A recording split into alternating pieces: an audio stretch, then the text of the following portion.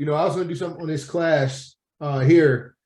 I'm kind of sharing my screen. I get so many offers, from other people outside our group that have other groups or whatever, and they all want to learn the market cycles and the seasonality. And today, end of the month, all of us, Nick, Mike, Brandon, Maurice, all the guys that's in DCG that's worked on the mastermind report in the past, I've taught them mostly, everything I know about market seasonality. And, as we go into this and I share things on the market cycle, or I share things on the masterclass, life hacks, I'm starting to realize that, it's a lot of information, and but people want to know. I mean, these guys offer me $6,000 to teach two people, spend an 8 hour on everything I know on market cycles. And I was like, let me make this class and go through some of the resources and show you guys how I make the report. Right. So I know a lot of people aren't going to, take advantage. When we do these classes, a lot of it goes over people's heads, but, at least I should share it. And so on this class, I asked Mike to come in, and I'm just going to go through some of the things. Like right now, I'm working on the 2023, the Oracle report, right? And I'm going through each day by day. How do I analyze and create that spreadsheet that forecasts the days? Now, am I 100% right on every day? Hell no, right? Trying to forecast the entire year in advance, that's impossible. I mean, if that was the case, I'll be a billionaire. But to help have a trading plan, there's a lot of resources out there, and, they have long-term money and they plan out the year the same way. And so I was going to share some of the resources I use that I go to create the mastermind report. And then it's also important to be able to adjust, every week or every 30 days. So I'm gonna give you the resources that I use to kind of make adjustments,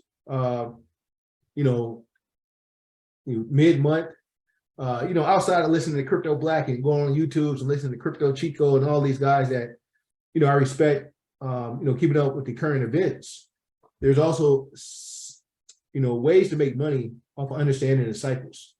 And even I was talking to, Crypto Black had asked me a little bit about it. So instead of me, trying to, go on the side, I'm going to share a little bit about what I know about the market cycles. And this is also the next week or week and a half.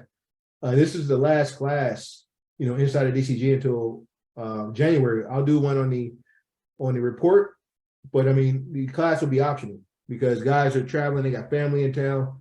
So we always do this every year in DCG where we make it, anybody can go live and anybody can share, mastermind material. I'll do a class, but all the instructors, this is a time for family, and that's about being DCG free. I'll be answering questions in the Discord, post up. And the first thing I do, is I read a lot. One of the things I want to make sure everybody got before I go into it, I sent out the newsletter, and I put a lot of the resources, or at least a couple of things that I read on a daily, right, to get updated. So some of these market overviews, the links here, it says stock market predictions. I always like to read what other guys are saying because I'm basically analyzing the information, and what I put in the report and what Nick put in the report is things that we have a high confidence level. So I wanted to make sure, this newsletter, we'll probably rechange it, go in Substack. But even Twitter, right? Twitter owns this Get Review, and they're actually even going out of, they're basically changing their motto, and they're closing down some of the other assets they had. So even this newsletter in 2023 will probably move over to a different platform. All right. Another thing is we're seeing a lot of strange things in my MetaMask. I've been hacked some kind of way. When I go to a site, it creates another wallet, and it automatically is either a bot or someone has compromised a private key on one of my MetaMask. I'm trying to figure it out. So I want to let you know because me and Rico, we were trying to figure it out, and it was just a test. So I got other accounts, and that's another important thing is don't keep all your crypto in one account. Don't keep them, spread it out. And so it was a new wallet I created, and I sent something to it, and it transferred immediately to another wallet.